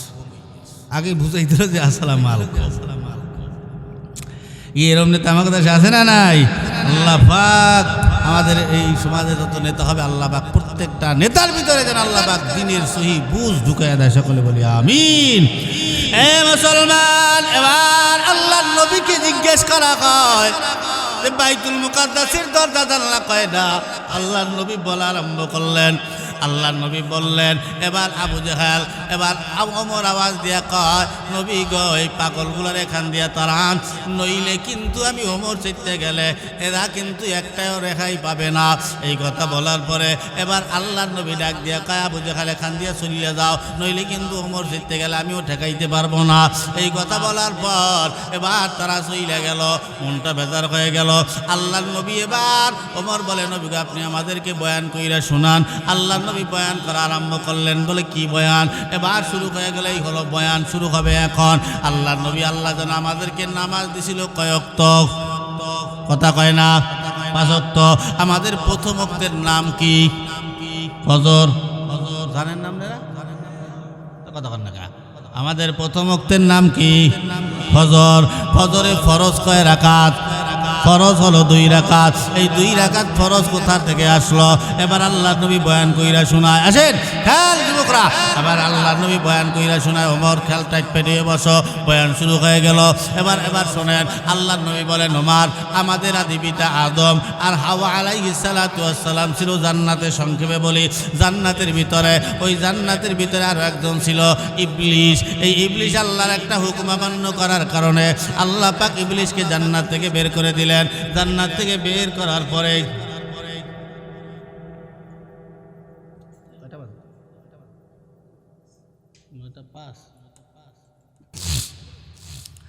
আল্লাহর নবী এবার আরম্ভ করলেন বয়ান যে ইবলিস আল্লাহর একটা হুকুম অমান্য করার কারণে আল্লাহ পাক তারে জান্নাত থেকে বের করে দিলেন। ইবলিসের মনটা খারাপ হয়ে গেল, আর মনে মনে টার্গেট করলেন, আল্লাহ সামান্য মাটির বনিয়াদমের কারণে আল্লাহ পাক আমারে জান্নাত থেকে বের করে দিল। উনি মনে মনে ইচ্ছা জাগাইলেন, টার্গেট করলেন, চ্যালেঞ্জ করলেন, আমিও যদি বাঁচতে থাকি তাহলে মাটির একটা বনিয়াদমকেও জান্নাতে যাইতেও দিব না, জান্নাতে থাকতেও দিব না। আল্লাহরে ডাক দিয়া কয়, আল্লাহ গো তোমার সাথে আমার চ্যালেঞ্জ। কি চ্যালেঞ্জ? কয় তোমার একটা বনিয়াদমকে আমি জান্নাতে যাইতে দিব না। আল্লাহ বলে, কোথায় নিবি? কয় জাহান্নামে নিব। বলে কেমনে নিবি? কয় আমি তোমার এই বান্দাগুলাকে জাহান্নামে নেওয়ার জন্য হাজার হাজার মজার মজার গুনাহ রাস্তাগুলা খুইলা দিব। তোমার এই বান্দারা গুনাহ করবে আর জাহান্নামে যাবে। আল্লাহর মায়া কত! আল্লাহ কয় তোর চ্যালেঞ্জ আমি গ্রহণ করলাম। আল্লাহ পাক বলেন, আমাকারু ওয়া মাকারাল্লাহ আল্লাহু খায়রুল মাকিরিন। আল্লাহ পাক বলে, বান্দা এই ইবলিস আমি তোর চ্যালেঞ্জ গ্রহণ করলাম। তুই যদি আমার বান্দাকে গুনার কাম করাইয়া জাহান্নামী বানাইতে যাও, আমার বান্দাকে জাহান্নামে নেওয়ার জন্য হাজার হাজার গুনার মজার রাস্তা খুইলা দাও, আমিও চ্যালেঞ্জ গ্রহণ করিয়া আমি গ্রহণ করলাম আমার বান্দাকে আমি জান্নাতে নেওয়ার জন্য হাজার নয় লক্ষ নয় কোটি প্রকারের নেকের রাস্তা খুইলা দিব। সুবহানাল্লাহ। এটা হলো আল্লাহ পাকের মায়া। আপনি আজকে সুবহানাল্লাহ বলছেন, এই সুবহানাল্লাহটাও হইতে পারে আপনার জান্নাতে যাওয়ার একটা রাস্তা হইতে পারে। এই জন্য সুবহানাল্লাহ বলতে হয়। এ মুসলমান, এবার ওই জান্নাতের ভিতরে শুধু আদম আর হাওয়া ইবলিস তো আর জান্নাতের ভিতরে নাই, জান্নাতের বাহিরে। চিন্তায় পড়ে গেল, আল্লাহ আমি যদি জান্নাতের বাহিরে থাকি তাহলে আদম আর হাওয়ারে বাধা দেওয়া যাবে না, ধোকা দেওয়া যাবে না, আমার ঢোকা লাগবে জান্নাতের ভিতরে। কিভাবে ঢোকা যায় জান্নাতের ভিতরে? লম্বা আলোচনা সংক্ষেপ কইরা বলি, ময়ূর পাখির সাহায্য নিয়া ইবলিস শয়তান গেলেন জান্নাতের গেট পর্যন্ত। জান্নাতের গেটে ছিল সাপ, ওই সাপের সাহায্য নিয়া ইবলিস সাপের পেটের ভিতরে ঢুকে সাহায্য নিয়ে ঢুকলেন জান্নাতের ভিতরে। জান্নাতের ভিতরে ঢোকার পরে সাপ ডাক দিয়া বলে, ইবলিস বের হও। ইবলিস বলে, না আমি বের হব না। বলে, কেন বের হবা না? বলে, আমি যদি বাইর হই তাহলে আদম আর হাওয়া আমারে দেখে চিন্না ফেলাবে, তাহলে ওদেরকে ধোঁকা দেওয়া সম্ভব হবে না। তুমি চিন্তা করিও না, তোমারে ঘুষ একটু বাড়াইয়া দেওয়া হইবে। এখান থেকে আসছে ঘুষ, এই জন্য ঘুষের বয়ান বাম সাইডে রাখলাম, ঘুষের আলোচনার দিকে আমি গেলাম না, কারণ অনেক লম্বা হইয়া যাবে। সংক্ষেপে বইলা যায়, ঘুষ যারা খায় এরা শয়তানের খালাতো ভাই হয়, ঠিক না? বন্ধ কইরা দাও। এরপরে এই ইবলিস বলে, ঠিক আছে যদি ঘুষ বাড়াই দাও তাহলে আমি তোমার কথা মতো চলবো, ঠিক আছে বাড়াইয়া দেব। এবার বলে, ঠিক আছে আমার কথা শোনো। বলে, কি কথা? বলে, চলো ওই জায়গায়। কোন জায়গায়? বলে, যেই গাছের ফল খাইতে আল্লাহ পাক আদম আর হাওয়ারে নিষেধ করছে ওই গাছের তলায় চলো। নিয়ে গেলেন ওই গাছের তলায়। ওই গাছের তলায় যাওয়ার পর ওখানে বইসা রইলেন। তামাম দুনিয়া জান্নাতটার ভিতরে আদম নবী বইসা বইসা ঘুমায়, আর পুরা জান্নাত খানা হাওয়া আলাইহিস সালাতু ওয়াস সালাম ঘুইরা ফিরা বেড়ায়, খালি ঘুরে এই গাছের কাছে যায়, ওই গাছের কাছে যায়, এই কোনায় যায়, ওই কোনায় যায়, খালি একসের ঘরে মহিলা। এবার এই জন্যে দেখবেন আমাদের বাংলাদেশের মহিলারাও, এই জন্যে আমাদের দেশের মহিলারাও একটু গুরুন্যা ফিরুন্যা বেশি হয়। ঘরে না আপনার করতে চায় না? তোমার লাগে বিয়ে হইল আজকে 10টা বছর, এখন আমি কক্সবাজার যাইতে পারলাম না, আমার নসিব ভালো না। কুয়াকাটা নিতে পারলাম না, বসুন্ধরা নিতে পারলাম না। সামান্য আমাদের বোয়ালমারি আলবাডাঙ্গায় সুন্দর একটা মার্কেট উঠছে, এই মার্কেটটা আমি আজও পর্যন্ত দেখতে পারলাম না। আমার যে আল্লাহ কিল্লিকে বানাইছে, ঠাডা পরা একটা কপাল দিয়েছে, তোমার লাগে কিল্লিকে যে আমার বিয়ে হয়েছিল কি কয় না? তোমরা বেটারা গরুয়াতে কোনো অসুবিধা নাই। আমরা বেটারা কি আমাদের নিজেদের জন্য কোনো বেটারা গড়ে কথা কয় না? এই যে সারা যে মাল কামান, টাকা কামান, এই যে বিদেশ যায়, প্রবাসে যায়, বউটাও থুইয়া যায়, আবার অনেক কাইয়ে দেখে ঘরের বউটাও নাই, আর একজনের হাত ধরে চল্লি গেছে। কি এরকম হয় কি হয় না? তা বিদেশ যাওয়ার দরকার কি আমার? আমি অটো চালাইলে আমার পেট চলিয়ে যায়, 2 পিস সিঙ্গারা খাইলে আর 1 গ্লাস পানি খাইলে আমার পেট ঠান্ডা হয়ে যায়। আমার এত টাকার দরকার নাকি? আমরা পুরুষেরা ঘুরি, কষ্ট করি, যাই করি না কেন, লঞ্চ চালাই, স্টিমার চালাই, জাহাজ চালাই, এরপরে কৃষিকাজ, কৃষিকাজ, চাকরিজীবী যা হোক না কেন, কোটি কোটি টাকা যাই কামায়, সব ওই ঘরের মহিলা, ঘরের পরিবারটার জন্য এই পুরুষেরা দৌড়দৌড়ি করে রাস্তাঘাট সারা জীবন। তাহলে মুসলমান, যদি তুমি বউ হইয়া 1 গ্লাস স্বামীরে পানি না দিতে পারো, তুমি স্বামী পাওয়ার যোগ্য না। কি কথা কন না? ঠিক না? তুই বউ হওয়ার যোগ্য না। তুই বউ হইছ, সকালবেলা সবার আগে উঠবি, ফজরের নামাজ পড়বি, রান্না বান্না করবি, ছেলে মেয়ে আঁকবে মতবে, সাবান দিয়ে কাপড় চোপড় ধুবি, পাশা পোছাই দিবি, এরপরে স্বামীটারে সুন্দর মতো গরম পানি করে দিয়া অজুরুজু করাই দিয়ে খাওয়াই টাওয়াইয়া এরপরে তাকে কামে পাঠাই দিতে হবে। এরপরে আবার সারাদিন ঘন্টার মধ্যে কাম করবা, শ্বশুর শাশুড়ি খেদমত করবা, দুপুরবেলা পাকাবা, এরপরে রাইতেও পাকাই খাওয়াবা। এরপরে তুমি এত কাজ বাজ করবা, তোমার ননদ থাকবে, জাল থাকবে, এরপরে ঘাট জাল থাকবে, জাল থাকবে, কত রকমের জাল থাকবে, শ্বশুরি থাকবে, শাশুড়ি থাকবে, শাশুড়ি শাশুড়ি, মামি শাশুড়ি, কত রকম সবাইকে ম্যানেজ করে তোমার চলতে হবে। এগুলো তুমি করতে পারো, তাই তুমি আবার বউ। উনি সারাদিন খালি মোবাইল চাপে, ওনারে কামের কথা বলে ওনার মাথা গরম হয়ে যায়। এই আবার যদি আমাকে দেশের জামাইরা শাশুড়ি ডাক দিয়ে কাজে, মা আপনার মাইয়ে তো কাম কাজ করতে চায় না, এই শাশুড়ি আবার ওই মাইয়ের পক্ষ লইয়ে কথা কয়, না বাবা কিছু কইও টইও না, আমাকে ওই একটাই মাইয়ে আল্লাহ দেবে, হাতের তারায় পালছি আমরা। তুমি আল্লাহ দে মাইয়া বিয়ে দেছো, তুমি ওই আল্লাহ দে মাইয়া অত ওই পুতুল বানাইয়া আলমারির শোকেসের মধ্যে রাখবা। কি কথা কন না? ঠিক না? বিয়ে দিতে পারছি কিনা? বিয়ের 10 কথা শুনতে হবে, 10 জালের 10 কথা শুনতে হবে, 10 শাশুড়ির 10 কথা শুনতে হবে, সবাই সাথে কথা কাটাকাটি করিয়ে ওখানে থাইকে সংসারটা করতে হবে, তাই হবে তুমি বউ। উনি কাম করতে পারবে না, তুই কাম করতে পারলে যা, কথা কন না? ঠিক না? কাম করতে হবে। এইগুলো এই মায়ের সাপোর্ট যখন পায়, এই বউরা তখন স্বামীরে চাপ দিয়ে ফেলা যায়। তুমি যদি আমার লাগে সংসার করতে, তাই তোমার বাপ মা সরো, আমার ভালো লাগে না, তোমার বাপ মা আমি দিবি খাওয়াইতে পারবো না। এই কয় কি কয় না? খাওয়াইতে পারবি না মানে সব মহিলারা কিন্তু কয় না। এই মহিলাগুলো গিয়ে আবার আমাদের দেশের যুবকরা বড় পাগল, যুবকরা পাগল হয়ে গেছে। আমাদের দেশের এই মোবাইল পাইয়ে দুইটা কারণে যুবক নষ্ট হয়ে গেছে। এক নম্বরে মোবাইল, দুই নম্বরে বেপরদা নারীর কারণে আমাদের দেশের যুবকরা ফুল নষ্ট হয়ে গেছে। মোবাইল পাইয়ে উনি সারা রাইতেই ঘুমায় না। 3টার সময় গেছে উনি, 3টার সময় ইবলিশ শয়তান ওনার মাথা পোষাই দেয় আর আব্বা তুমি একটু এখন ঘুমাও। উনি ঘুমাই রয়েছে। সকালবেলা ওনার আর কোনো খবর নাই। সকালবেলা বন্ধু বান্ধব দৌড়িতে দৌড়িতে গেছে চাষিয়াম্মা ধরে, চাষিয়াম্মা ও কো কয় শুয়ারগুলো তোরা নামাজ পড়ো না, কালাম করো না, সারা রাত মোবাইল টোবাইল চাপো। ওই যে ঘুমাই রয়েছে ঘরের মধ্যে, আমি আর মতো কোনো খবর লইতে পারিনি। ও বাইসে আছে না মরছে, একটু যাইয়ে দেয়। বন্ধুরা দরজা খুলে যাইয়ে দেয় যে পাশার কাপড় আর পাশার লাগে নাই, সব গলার মালা হয়ে রয়েছে, উনি ঘুমাই রয়েছে। কি সুদূর বুদুর মনে করছো? নামাজ পড়ো না কা, জীবন দৈবন কই নাও, পাও আল্লাহ অবাস করে দেবে। আল্লাহ যে কোনো মুহূর্তে অবাস করে দেবে না। আল্লাহ শক্তি আগে ছিল, এখন আল্লাহ শক্তি নাই, পারবে না। হ্যাঁ হ্যাঁ, খারাপ কাজ করতে যাও তোরে যে কোনো মুহূর্তে আল্লাহ অন্ধ করে দিতে পারে। কেন দেয় না?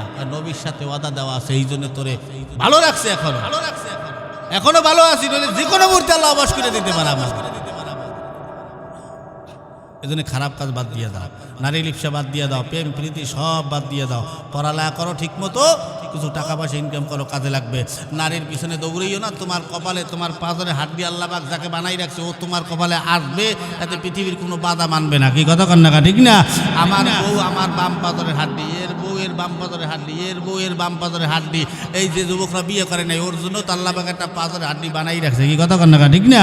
এই আপনার এলাকায় ধরেন একটা যুবক আছে সুদর্শন যুবক, এই সুদর্শন যুবকও বিয়ে করেন এখনো। ও যারা বিয়ে করবে এর বাড়ি হইলো উগান্ডা। উগান্ডার একটা মাইয়া আল্লাহ পাকর পাঁচর হাড্ডি বানাই ধুয়ে দিয়েছে। এখন ও যদি এই বাংলাদেশে আজার মাইয়ের লগেও প্রেম করে, ও যখন বিয়ে করবে, ওই বিয়ের সময় কি আজার মাইয়া পাবে না উগান্ডার ওই কালাটা পাইবি? আমি বুঝাইতে পারিনি আপনাকে? হ্যাঁ, উগান্ডার কালাটা আসবে না। তা তুই এত মাইয়ের ভিতরে তুই টাকা খুয়াও কা, এত মাইয়ের ভিতরে তুমি টাকা খুয়াও কা? ওই উগান্ডাই তোমার বাড়িতে আসবে। হয় তোমার উগান্ডা নেবে আল্লাহ, না হয় উগান্ডার থেকে ওই মাইয়াকে আলফাডাঙ্গায় আনবে। কি কথা কন না, ঠিক না?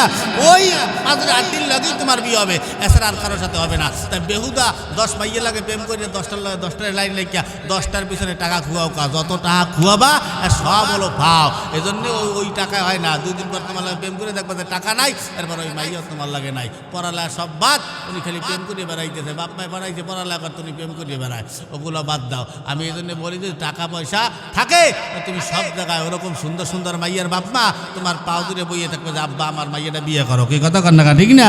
টাকা থাকবে না।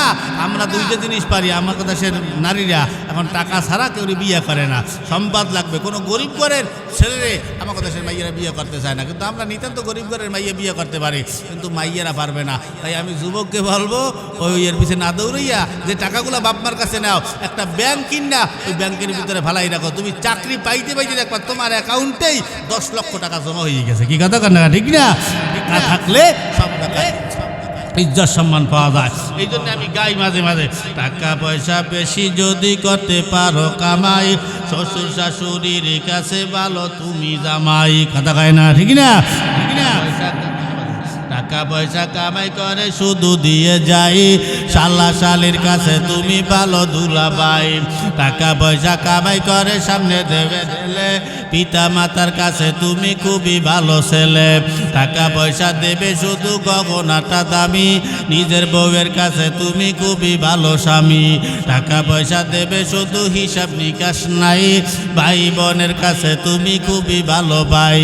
টাকা পয়সা দেবে শুধু নেই তো কোনো চাপ, ছেলে মেয়ের কাছে তুমি খুবই ভালো বাপ। টাকা পয়সা কামাই করে দিবে নতুন জামা, বাগনা বাগনির কাছে তুমি খুবই ভালো মামা। টাকা পয়সা কামাই করে দিয়ে যাবে শুধু, ভাইপো আর ভাইদের কাছে তুমি ভালো দুদু। টাকা পয়সা দেবে শুধু হিসাব নাই এক বিন্দু, চলার সাথীদের কাছে তুমি ভালো বন্ধু। টাকা পয়সা কামাই করে দিবে ডজন ডজন, আত্মীয়দের কাছে তুমি খুবই ভালো স্বজন। কথা কয় না, কথা কয় না, ঠিক না? এই যুবকরা, তাই টাকা ধরো, টাকা ধরো, টাকা কামাই করো। টাকার মূল্য বুঝেছি ভাই যখন হইছি বড়। টাকা পয়সা দিতে পারলে সবার কাছে ভালো, না পারিলে সুন্দর মুখটা দেখবে তুমি কালো। আমার কথা ঠিক কিনা ভাই তোমরা সবাই বলো? ওরে টাকা তুমি জ্বালাইয়া গেলা সংসারে আগুন নিবাইয়া গেলা না, ঠিক না? আসেন এবার আদম নবী ঘুমায় আর হাওয়া ঘুইরা ফিরা বেড়ায়, ঘুরতে ঘুরতে ঘুরতে ঘুরতে ওই গাছের পাশ দিয়া রওনা। আবার সাপ কান্দে, হাওয়া আলাইহিস সালামের কানে গিয়া বাড়ি খায়। হাওয়া কান এদিক সেদিক ঘুরাইয়া তাকাইয়া দেখে একটা সাপ কান্দে। কি ব্যাপার সাপ, তুমি কান্দো কেন? এই কথা বলার পরে সাপের পেটের ভিতর থেকে ইবলিস আওয়াজ দেয়, আমি তো আমার জন্য কান্দি না, আমি কান্দি আদম আর হাওয়ার জন্য। হাওয়া বলে, তুমি আদম আর হাওয়ার জন্য কেন কান্দো? ভাই আল্লাহ ওদের সাথে 2 নাম্বারই করছে, ওরা তো জানে না। বলে কি এমন 2 নাম্বারই আল্লাহ আমাদের সাথে করলো যেটা আমরা জানি না? বলে তোমরা তো জানো না আল্লাহ যে তোমাদের সাথে মিছা কথা বলছে, তোমরা কি জানো? বলে না আমরা তো জানি না। কি এমন মিছা কথা বলছে? তুমি কেনা? বলে আমি জানি, আমি যেই হই না কেন আমি তোমার আজকে সত্য কথাটা বইলা যাব। কি এমন সত্য কথা বলো, আল্লাহ কি মিছা কথা বলছে? বলে তোমরা তো জানো না আদম আর হাওয়াকে জান্নাতে কয়েকদিন পরে আল্লাহ তাআলা দুনিয়াতে ফালাইয়া দেবে, জান্নাতে আর ঢুকতে পারবে না। দুনিয়াতে গেলে তোমার কষ্ট করিয়া কামাই কইরা খাওয়া লাগবে। বলে আল্লাহ কি মিছে কথা বলছে? এবার আমি তোমারে বুঝাই। এই যে গাছখানা দেখছো, বলে হ্যাঁ। এই গাছটারে চেনো? বলে হ্যাঁ। এই গাছের নাম কি? বলে গন্ধম গাছ। বলে এই গাছের ফল খাইছো? বলে না। বলে কেন খাও নাই? বলে আল্লাহ নিষেধ করছে তাই আমরা খাই নাই। বলে এই দিই তো আল্লাহ মিছে কথা বলছে। বলে কেন, কেমনে হলো? বলে কয়েকদিন পরে তোমাদেরকে জান্নাত থেকে বের কইরা দেবে, এই জন্য আল্লাহ এই গাছের ফল খাইতে নিষেধ করছে। কারণ এই গাছের ফলটা হলো চিরঞ্জীব ফল, এই ফল খাইলে তোমরা জান্নাত থেকে কোনো দিন বের হবা না, আর আল্লাহ চাইলেও তোমাদেরকে বের করতে পারবে না। এই কথা বলার পর হাওয়া বলে বলে বলে আল্লাহ এত বড় নাফরমানি আমাদের সাথে করলো, বেঈমানি করলো, আমাদের সাথে এত বড় মিছে কথা আল্লাহ বললেন। এই কথা বলার পরে এবার ইবলিস ডাক দিয়া কয়, তোমরা যদি চিরস্থায়ী জান্নাতে থাকতে চাও, জান্নাতে থাকলে তোমাদের নাজ নিয়ামত তোমাদের সামনে চলে আসবে। তোমরা দুনিয়াতে গেলে কষ্ট কইরা কামাই কইরা খাওয়া লাগবে, এই জন্য জান্নাতে থাকতে হইলে এই গাছের ফল তোমার খাওয়া লাগবে, সারা জীবনের জন্যে জান্নাতি হয়ে যাবা। এই কথা বলার পরে ওই হাওয়ার মনের ভিতরে একটু লোভ তৈরি হয়ে গেল। এই জন্য দেখবেন আমাদের দেশের মহিলারা একটু লোভীও বেশি হয়, কথা হয় না, ঠিক না? লোভীও বেশি হয়। নিতান্ত গরিব ঘরের মাইয়া আমরা বিয়ে করতে পারি, কিন্তু আমাকে গরিব ঘরের কোনো যুবকরে কোনো মাইয়ারা বিয়ে করতে চায় না। 1 নম্বর। 2 নম্বর হলো আমাকে ঘরের বউরা স্বামীর সুনাম তুইয়া, স্বামীর কথা তুইয়া পরের বাড়ির কথা বেশি শোনে, পরের বাড়ির কথা বেশি শোনে, পরের বাড়ির স্বামীর গুণগান বেশি গায়, বাপের বাড়ির কথা বেশি শোনে, স্বামীর কথা কম শোনে। আছে না নাই? এই যে দেখেন হাওয়া আলাইহিস সালাম আল্লাহর কথা বাদ দিয়া ইবলিসের কথা মতো চলে, আর আমাদের দেশের বউরা স্বামীর কথা বাদ দিয়া পরের কথা মতো চলে, পরের স্বামীর সুনাম গায়, গুণগান গায়। ওরে আল্লাহ, স্বামী আল্লাহ অমুকের একটা স্বামী দান করছে রে, ওরম স্বামী হয় না, কঠিন স্বামী, যা চায় তখন তাই পাইয়া যাইতে আছে, এরম স্বামী আর হয় না। আর আমাকে ঘরের ডাওয়া সারা জীবনের আসামি, ঠিক না? তারা জীবনের আসামি, নিজের ঘরের স্বামীর স্বামী মনে হয় না, আসামি মনে হয়। স্বামীর সুনাম গাবা, এই এখান থেকে আসে এই মহিলারা লুবি হয়। এরপরে আল্লাহর কথা বাদ দিয়ে ইবলিসের কথা শুনতে আছে। যেমন আমাকে এখন বর্তমানে এই হালাত, মহিলারা তো মনে মনে ভাবতে আছে যে হুজুরে যে কয়বারই কইতে আছে প্রত্যেকবারই আমাকে সালাইতে আসছে যে এই ঠান্ডা পড়া হুজুর দাওয়াত করলে কেটা, তোমাকেও লাইন উঠেই দিয়ে যাইতেছে জান্নাতে। জায়গায় জায়গায় তোমরাই বাজ্যে ভরতে আছো না, আমি কি কম, ঠিক না? আমার তো আর দোষ না, যে কয় জায়গায় আইতেছে দেন একই কিন্তু দোষ, আবার দেখেন সামনে আইতেছে। এই বেদাল কইরা এবার হাওয়া আলাইহিস সালাম ইবলিসের প্রতারণায় পইরা এবার ওই গন্ধমের ফলের রস খাইলেন, ডক ডক কইরা খাইয়া এবার নিয়ে গেলেন আদমের জন্য নিয়ে গেল। আদম তো ঘুমায়, ঘুমের থেকে মানুষ উঠলে দেখবেন ওই মানুষটার সেন্স ঠিক মতো কাজ করে না। আদমরে ঘুমের থেকে উঠাইয়া কয় না রস খাও। আদম নবী ডক ডক করিয়া ফলের রস খাওয়া আরম্ভ করলেন। কিছুক্ষণ খাওয়ার পরে আদম ডাক দিয়া কয় না কিসের রস খায়? ফলের রস। বলে কি ফল? কয় গন্ধম ফল। গন্ধম ফল মানে যেটা আল্লাহ খাইতে নিষেধ করে, তুই এবারে খাওয়াও কা, দেশে খাওয়াই গিয়া মানে গড়াইয়া বিপদ ঘটি গেছে না, এত আল্লাহ খাইতে নিষেধ করছে, আদমরাও খাওয়াই দিছে, এখন তার কিছু করার নাই। এই ভেজাল বাঁচাই দিয়ে দরজা আটকাই বইতে পুরো এলাকা জুড়ে পিড়ে পিড়ি কোপাকুপি করিয়া সব শেষ, 2-3টে লাশও পড়িয়ে যায়। এই মুসলমান এবার আদমরাও খাওয়াইয়া দিল, কিন্তু ঘটার যা ঘটনা ঘটে গেল। এবার আদম নবী ডকডক করে গিল্লা ফেলাইল। আদম নবী তাকাইয়া দেখে জান্নাতের স্বর্ণ খচিত পোশাকগুলা খুইলা খুইলা পইরা দোনোজন ল্যাংটা হয়ে গেল। উভয় উভয়ের সামনে কোনোদিন ল্যাংটা হয় নাই, কেউ কারো লজ্জাস্থান কোনোদিন দেখেন নাই। ওই জায়গায় উলঙ্গ হয়ে গেল, লজ্জাস্থান চাইবা দইরা আদম আর খাওয়া দৌড় মারলেন, এই গাছের কাছে যা, ওই গাছের কাছে যা। জান্নাতে কোনো গাছ বাদ নাই, এমন কোনো গাছ নাই যেই গাছের কাছে তারা যায় নাই। সমস্ত গাছের কাছে গেলেন, কিন্তু কোনো গাছ তাদেরকে পাতা দিলেন না। সব গাছের একই আওয়াজ, এরে আদম আর খাওয়া তোরা না পারমান, তোরা বেঈমান, আল্লাহর হুকুম অমান্য করছ, আল্লাহর হুকুম মানো নাই, তোরা করি বড় না পারমান। এই কথা বলার পরে এবার আদম আর খাওয়া বড় দুঃখিত হয়ে গেল। আঞ্জির নামের একটা গাছ, এই গাছটা ডাক দিয়ে আদম আর খাওয়ার দিকে আসো। আদম আর খাওয়া আসলেন, কোনো গাছ কি তোমাদেরকে পাতা দেয় নাই? বলে না। বলে দেবেও না, আমার নাম আঞ্জির গাছ, আমার গাছের থেকে তোমরা পাতা নাও, তোমাদের লজ্জাস্থানগুলা ডাকো। এই কথা বলার পরে এবার আদম নবী নিলেন 3খান পাতা, নিয়ে তার লজ্জাস্থানখানা ডাকলেন। আর হাওয়া নিলেন 5খান পাতা, 5খান পাতা নিয়ে তার লজ্জাস্থান ডাকলেন। এই জন্য দেখবেন পুরুষ মানুষ মারা গেলে কাপনের কাপড় দেয় 3খানা, আর মহিলা মারা গেলে কাপনের কাপড়ও দেয় কয়খানা? 5খানা। ওখান থেকে আসছে। এবার আদম নবী, এবার আল্লাহ পাক রাগান্বিত হয়ে গেছে, ওরা বুঝতে পালাইছে। আল্লাহ তারে 3বার ডাক দিলেন, জবাব দেয় না, রাগান্বিত হয়ে গেল। আদম বলছে যে আল্লাহ রাগ কইরা ফালাইছে। আদম জবাব দেওয়ার পর আল্লাহ আদমরে ডাক দিয়া বলে, আদম জান্নাত থেকে তাড়াতাড়ি বের হও। এই কথা বলার পরে আল্লাহ আদম নবী ডাক দিয়া কে, আল্লাহ গো রব্বানা যালামনা আনফুসানা, আল্লাহ কহ কোনো সার হবে না, কোনো মাফ হবে না, তাড়াতাড়ি জান্নাত থেকে বের হ। আল্লাহ আদমরে পাঠাইলেন শ্রীলঙ্কার পাহাড়ে, আর হাওয়ারে পাঠাইলেন জেদ্দার ভিতরে। দুইজনকে দুই জায়গায় পাঠাইলেন। আদম ওই শ্রীলঙ্কার পাহাড়ে বৈশা টানা 300 বছর কাঁদছে, আর আল্লাহর দরবারে তওবা করছি। তার মানে বোঝা যায় তওবা, তওবা আল্লাহর দরবারে উন্নত মানের একটা আমল, ঠিক না? তওবা করেন, আরে জানা রে, তওবা করেও না, জানেও না। আমি শিখাই দিয়ে যাই। আদম নবী 300 বছর খালি তওবা করছে, কোনো নামাজ কালাম করে নাই। 300 বছর তওবা করছে, এজন্য আপনারাও করবেন। তওবা কঠিন এক আমল। আমার সাথে আপনাকে শিখাই দিয়ে যাই, সাথে এই পড়বেন। বলেন আমার সাথে সবাই, আল্লাহ মাফ করে দেবে, আস্তাগফিরুল্লাহ।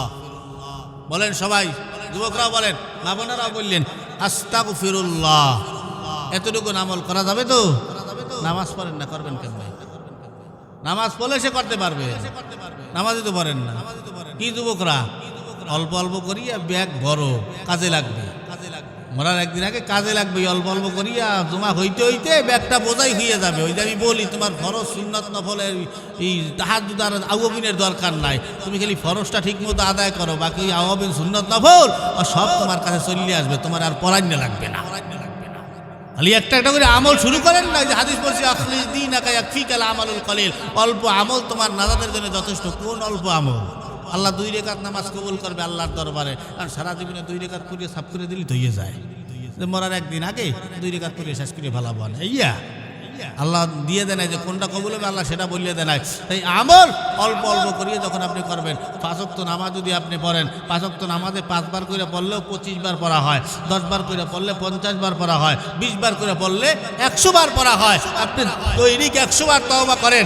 এরপরে ধরেন আপনি আসরের পরে বৈশা একবারে 100 করতে পারেন, ফজরের পরে বৈশা আপনি একবারে 100 করে ফেলাইতে পারেন। কিন্তু যারা পারে না, আমি সংক্ষেপে শিখিয়ে দিলাম। আপনি ফরজ নামাজের পরে 20 বার আস্তাগফিরুল্লাহ পড়লেন, 10 বার দুরূদ শরীফ পড়লেন, এরপরে সুবহানাল্লাহ বললেন, আলহামদুলিল্লাহ বললেন, আল্লাহু আকবার বললেন, আরো আল্লাহর অনেক কিছু নাম আছে, লা ইলাহা ইল্লাল্লাহ জিকির আছে, জিকিরটা করতে পারেন। মানে 5 বার করে করেন, সমস্যা কি? অল্প অল্প করে করেন, তাতেও তো আপনার 5 বার করে করলেও সারাদিনে 25 বার হয়ে যায়। আপনি হিসাব করেন আপনার সারা বছরে কতগুলো হয়। নামাজ পড়লেই তো করা যাবে। এজন্য আমার যুবক ভাইরা, নামাজ পড়তে হবে। নামাজ কি পড়বা? কোনো ইনশাল্লাহ নাই, ইনশাল্লাহ নাই। নামাজ পড়বা কিনা এই যে 8টা জায়গায় আল্লাহর একটু দেখাও, 8টা দেখাইলে উপকার আছে। পড়বো তো ইনশাল্লাহ, আমিন। তাই 5 বার করে পড়লে এটার ফজিলতের কথা আমি কি বলবো আপনারে, এই আস্তাগফিরুল্লাহর ফজিলতের কথা। এই আস্তাগফিরুল্লাহ পড়লে ধরেন আপনার চোখের পাওয়ার বাড়বে, চোখের যত সমস্যা আছে সব সমস্যাগুলো দূর হয়ে যাবে, কোনো ডাক্তার কবিরাজ দেখানো লাগবে না, মাথাটা ঠিক হয়ে যাবে, আপনার চেহারা চুরা সুন্দর হয়ে যাবে, আমল করতে মনে চাইবে, নামাজ পড়তে মনে চাইবে, গুনার কাজ ছাড়িয়ে দিতে মনে চাইবে, মানে গুনার কাজ করতে মনে চাইবে না, বিপদ আপদ বালা মুসিবত সব আপনার জীবন থেকে চলে যাবে, আপনার জীবনে কোনো বিপদ আপদ বালা মুসিবত থাকবে না, আপনার খেতে খামারে ফসল ভালো হইবে, কোনো পোকামাকড়ে আপনার খেত খামার খাবে না, মনে করেন আপনার আমল সব দিক দিয়ে ভালো হয়ে যাবে, আপনার ঘরটা ভালো হয়ে যাবে, সুখ শান্তিতে ভরপুর হয়ে যাবে, আপনার বউটা ভালো হয়ে যাবে, বউটা আর বেপরদা চলবে না, খারাপ কথা বলবে না, আপনারা গালাগালি করবে না, বউ হেদায়েত পেয়ে যাবে, নামাজ কালাম করা ধরবে, ছেলেটা ভালো হয়ে যাবে, মাইয়াটা ভালো হয়ে যাবে, পর্দা করা ধরবে, পোলাটায় আপনার বিরোধিতা করবে না, কত রকমের কথা বলো, আপনার রোগ ব্যাধি কোনোটাই থাকবে না, সব দূর হয়ে যাবে, কিচ্ছু থাকবে না আপনার। তাই এই আরও যে কত আমি কয়টা বলবো, কওয়ার কোনো শেষ নাই। খালি এক আমলেই যদি এত কিছু হয়, আরও তো কত আমল রয়ে গেছে। খালি এইভাবে একটা একটা করে অল্প অল্প করে একটু শুরু করেন না। নামাজ না পড়লে বলবো কিভাবে, কিভাবে বলবো? আল্লাহ কত যে দয়া আমাদের উপরে করছে, সামনে আগাইনি একটু টের পাইবেন। শোনেন হে মুসলমান, এবার আদম পয়গম্বর একটা না 300 বছর আল্লাহর দরবারে কান্নাকাটি করেছে। 300 বছর পর এই তওবা ইস্তেগফার করছে আর আল্লাহর দরবারে খালি কাঁদছে। 300 বছর পরে গিয়া আল্লাহরে ডাইকা বলে, আল্লাহ আদম নামে সর্বপ্রথম তুমি আমায় বানাইয়া তোমার সঙ্গে কাহার নামটা রাখিলা লিখিয়া। আল্লাহ বলে, বন্ধু আমার মুহাম্মদ আমার সঙ্গে জড়িত, যাহার পয়দা না হইলে আসমান জমিন না হইত। আল্লাহ পাক তার তওবা কবুল করলেন, এমনভাবে তওবা কবুল করিয়া নিলেন। ও মুসলমান, আল্লাহ খুশি হইয়া গেল। আল্লাহ পাক খুশি হইয়া ওই বান্দা ওই আদম নবীরে মাফ কইরা দিলেন। আদম নবী খুশি হইয়া মাফ করলেন। সুবহ সাদেকের সময় আদম নবী খুশি হইয়া সুবহ সাদেকের সময় 2 রাকাত নামাজ খুশি হইয়া আদায় করলেন। আল্লাহ পাক নবীরে ডাক দিয়া বলে, ও পয়গম্বর, আপনার উম্মতের জন্য আদম নবীর ওই সুবহ সাদেকের সময়ের 2 রাকাত নামাজ আমি আপনার উম্মতের জন্য ফজরের নামাজ বানাইয়া দিলাম। সুবহানাল্লাহ। এবার আসেন, আল্লাহ কয়, হে পয়গম্বর, আপনার উম্মতেরা মানে আমার বান্দারা যদি সারা রাত ঘুমাইয়া ওইটা যদি ফজরের নামাজ আদায় করে, আমি আল্লাহ খুশি হইয়া আদম নবীর সমপরিমাণ সওয়াব ওই ফজর পড়নেওয়ালার আমল নামায় আমি আল্লাহ দান কইরা দেই। সুবহানাল্লাহ। এরপরে আল্লাহ আর কি দেবে? আর কি দেবে আপনাদেরকে? একজন নবীর জীবনের কষ্ট আপনি জীবনে সহ্য করতে পারবেন? আপনার পাতলা বেকার হইলে আপনি আল্লাহর গালাগালি শুরু করেন যে আল্লাহর কোনো চোখ নেই, আল্লাহর চোখ দেয় একটা আছে, হ্যাঁ আমার দিকে নজর করিয়ে থাকে, এত বিপদ, আল্লাহ খালি আমারই দেয়। একটু বিপদ হইলে আর একজন নবীর কত কষ্ট জানেন? সারা জীবন ভর আল্লাহর বিরুদ্ধে কোনো কাজ তারা করতে পারে না। কাফের বেদিন যাতে মার খাইতে হয়। কত নবীর কল্লা পড়ে গেছে, কত নবীর মাঝখান দিয়ে ভারিয়ে বেড়াইছে, কত নবী গাছের মধ্যে ঢুকে গেছে, কত নবীর উভাইয়া টুকরা টুকরা কইরে বেড়াইছে। নূহ আলাইহিস সালাম বালুর ভিতরে গড়াগড়ি করছে, মাছ খাইতে খাইতে কয়েক সপ্তাহ পর্যন্ত বেহুশ হয়ে রয়েছে। আমাকে নবী কত রকমের বাইর খেয়েছে, আরো কত নবীরে কত রকমের বাইর গুদা খাইছে। আপনি কয়দিন খাইছেন? এই কয়দিন খাইছেন আপনি? খালি ফজরের নামাজ পড়বেন, তাতেই আল্লাহ পাক আপনাকে একজন নবীর সমপরিমাণ সওয়াব আপনার আমল আল্লাহ পাক দান করতেছে। আদম নবীর সমপরিমাণ সওয়াবটা আর কি দেবে আপনারা?